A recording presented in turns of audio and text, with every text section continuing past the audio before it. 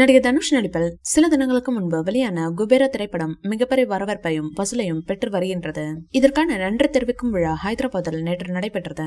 இந்த விழாவிற்கு சிறப்பு விருந்தினராக வந்த ரஜினி சார் தனுஷை பாராட்டி தள்ளிவிட்டார். அவரின் பாராட்டுகளை கேட்ட தனுஷ் மிக மிக எமோஷனல் ஆகி ரஜினி சாருக்கு நன்றிகளை தெரிவித்து அவரிடம் வாழ்த்து பெற்றார். ரஜினி சார் கூறியதாவது, குபேரா போன்ற ஒரு கதையில் தனுஷை தவிர வேறு யாராலும் நடிக்க முடியாது.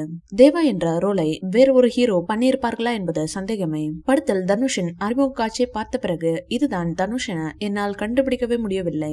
அந்த அளவிற்கு அந்த கதாபாத்திரமாகவே மாறியிருந்தார் தனுஷ். அவருக்கு கண்டிப்பாக தேசிய விருது இப்படத்திற்காக கிடைக்க வேண்டும். அப்படி அவருக்கு விருது கிடைக்கவில்லை என்றால் அது சரியாக இருக்காது என மிகவும் உயர்வாக தனுஷின் நடிப்பை பாராட்டியிருந்தார் ரஜினி சார். இதை தொடர்ந்து பேசிய தேவி ஸ்ரீ பிரசாத்தும் குபேரா படத்தில் நடித்ததற்காக கண்டிப்பாக தனுஷிற்கு தேசிய விருது கிடைக்கும் என கூறினார். இந்நிலையில் தமிழை விட தெலுங்கில் குபேரா திரைப்படத்தை மிகப்பெரிய அளவில் கொண்டாடி வருகின்றனர். தமிழ் மற்றும் தெலுங்கு என இரு மொழிகளில் தான் இப்படம் உருவாக்கப்பட்டது. ஆனால் தமிழில் இப்படம் சற்று கலவையான விமர்சனங்களை பெற்று வர தெலுங்கில் இப்படத்தை ரசிகர்கள் கொண்டாடி வருகின்றனர். தமிழ் மற்றும் தெலுங்கு என இரு மொழிகளிலும் இப்படத்திற்கு வரவேற்பு கிடைத்துள்ளது.